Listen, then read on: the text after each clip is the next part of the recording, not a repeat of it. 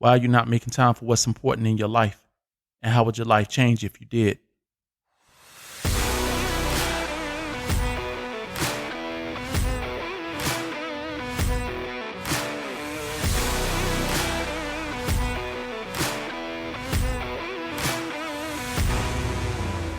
All right, all right, all right. I want to welcome everyone to another great episode of the Breakthrough Boss Podcast, the Daily Recharge. I'm your host, Jovie Sumner, and today's Daily Recharge protocol of the day is, why do you keep putting off what's important? So this is a topic that really hits home for me for a lot of different reasons. And lately, I would say, and when I say lately, I'm really talking about over the last couple of years, I've noticed that my ability to procrastinate and put things off has skyrocketed. I'm not sure if this is just excuses. Maybe it's just me. Is it a symptom of or a byproduct of post-COVID living? But it's gotten out of control. It really has gotten out of control. So I really wanted to confront this issue today because I know it can't just be me. And I'm one of those people who I love getting things done as soon as possible and pride myself on that. But I've also noticed over the last couple of years, my ability to avoid doing things that are important has dramatically increased. Dramatically. And if you're a man, you pride yourself on getting things done. If you're a man, you pride yourself on producing, to be truthful, and achieving what it is that you want to achieve. Now, I think one of the main reasons that we as men sometimes will avoid doing things that are important or things that we don't want to do is, to be truthful, sometimes it's just laziness. And this is a word that I quite frankly, I fucking despise that word, laziness. I do not like that word. I do not care for that word, but we got to call it what it is. And we all have areas of our lives where we feel lazy in, areas of our lives where we don't want to really do what has to be done. And the key, I think, is to really get to the root of why is it that you don't want to do what you know has to be done? What is it that you're avoiding like case in point, let me use myself for example. I've not been checking my mail lately. And when I say checking my mail, what I mean is I'm not looking at my bills that are coming. Obviously, I don't want to look at the bills, but I got to look at the bills, right? The bills have to be paid. So the bills would just pile up. And I learned, I think it was from Jack Canfield. He said you should only touch your mail one time. You should touch your mail like one time. You look at it, either you're going to take care of it now or, but you look at it once and that's it. And you're done with it, right? I got a whole fucking pile of mail that's just sitting around, laying, begging, dying for attention, literally. And I'm like, what the fuck is up with me? This is not me. I know me. I'm normally on top of stuff. I'm getting my stuff done. It's like I've gotten complacent. And that kind of laziness, if we're not careful, it will stack up. And here's what I mean when I say it will stack up.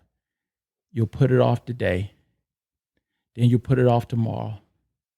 Then you put it off the day after that.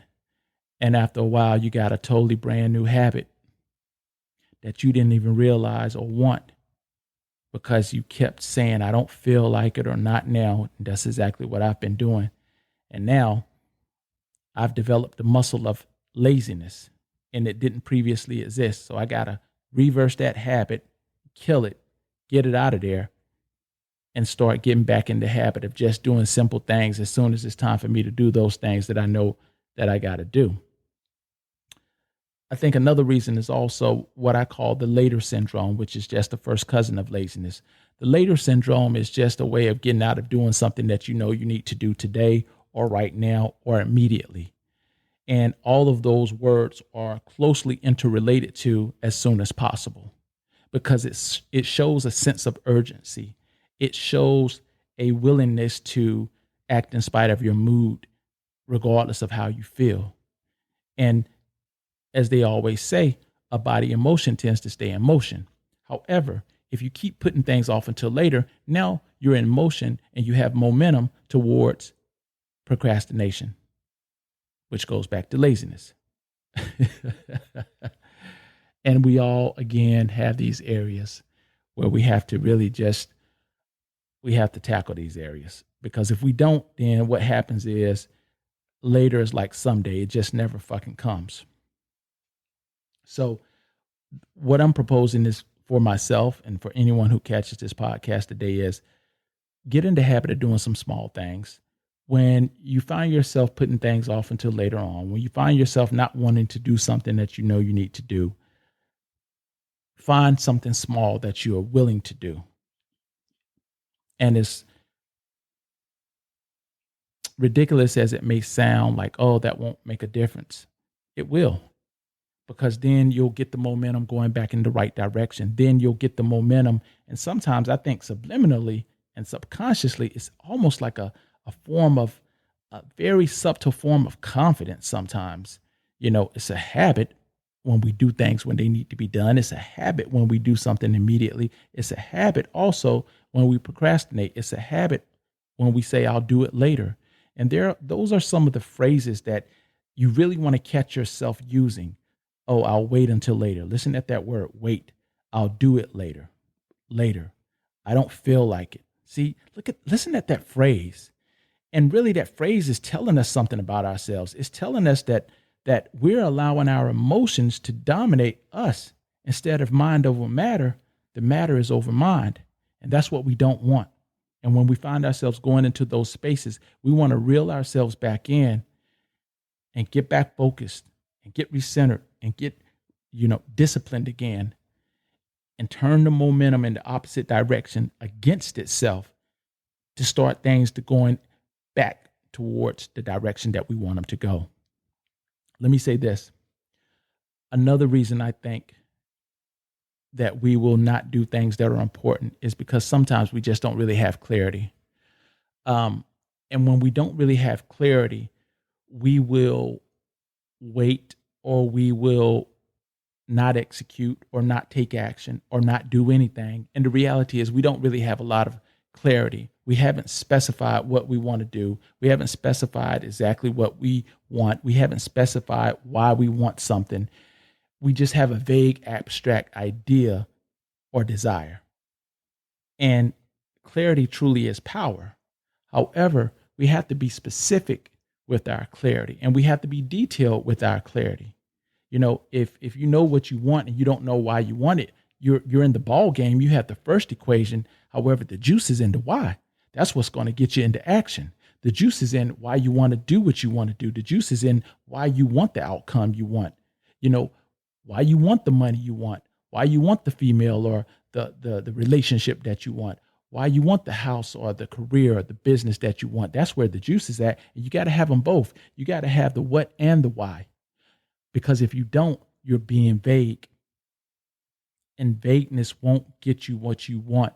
It'll keep you in nowhere land. Trust me, I know all about this all too fucking well. So we got to get some clarity about exactly what we want and why we want it. How is it going to look? How is it going to feel? What's it going to take? What's the plan to get from A to B to Z? The more clarity we have, the more certainty we have, and certainty gives us the power to take action. When we don't have clarity and we don't have details, and I'm not saying be overly detailed, because I think that can kill a dream or a vision just as fast as not having any clarity at all. However, you want to have some details. You want to have a plan. You want to have a map. You want to have a game plan. And you want to know which direction you're going and when you need to go and where you're going. Just those things. Who, what, why, where, when, how, what. Did I say that right?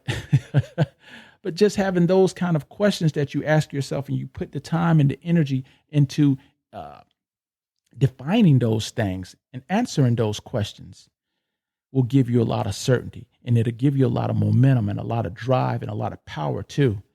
Anytime I'm not taking action, I know I don't have clarity. I know I don't have clarity. I know I don't really know what I want. And I know I haven't taken the time to define what it is exactly that I want.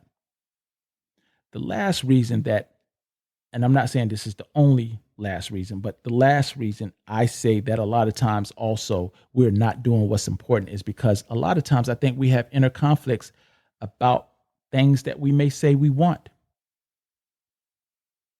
Sometimes we think we want something until it comes time to do what's required to get it. And sometimes we'll do what's required to get what we want and then get it and then find out this is not really even what I wanted. This isn't what I thought it would be. So sometimes we have to go inside of ourselves and we have to really go deep and we have to really say, is this what I want? Am I willing to do what's required to get it? Because if we have those inner conflicts, we may want it and be unwilling to do what's required to get it, which will result in us not taking action or postponing or procrastinating or making excuses. Or sometimes we can think we really want something, and deep down inside, we're not really willing to do what's necessary. We may have a deep-seated fear.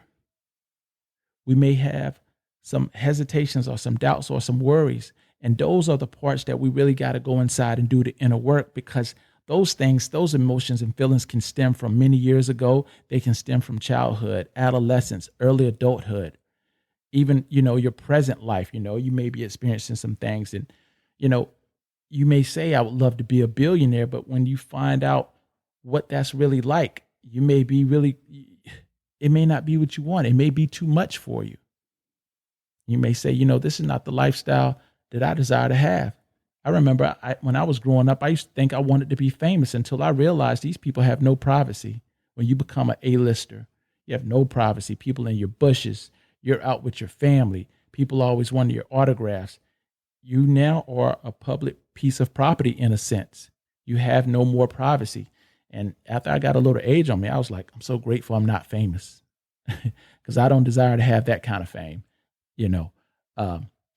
So sometimes we have to really just see if we have some inner conflicts and if what we say we want and what we are pursuing is actually in alignment with our values and who we are and what's going to work for ourselves and the ideal life that we desire to design and live for ourselves. So we have to carve out some time and really be intentional about clearing up any of those inner conflicts. And like I said before, sometimes we have to go within ourselves and we have to eliminate doubt and replace it with faith. Sometimes we have to go in and see if we're being fearful, and we have to muster up the courage to act in spite of that fear.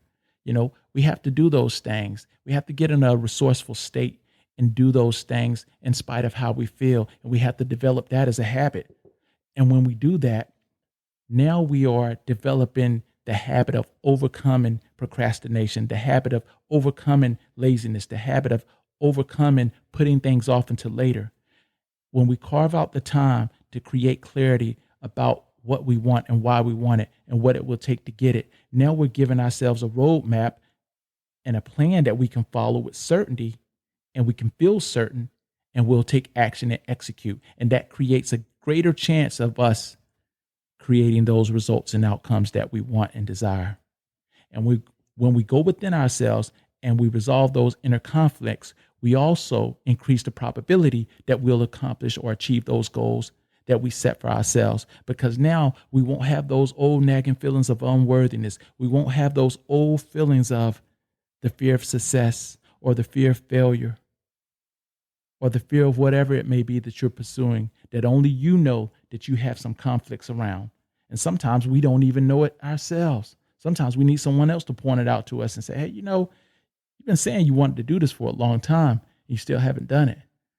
Sometimes we need a friendly set of eyes from the outside looking in to point those things out to us, because it's hard for us to see those things about ourselves because sometimes we just want to avoid the truth.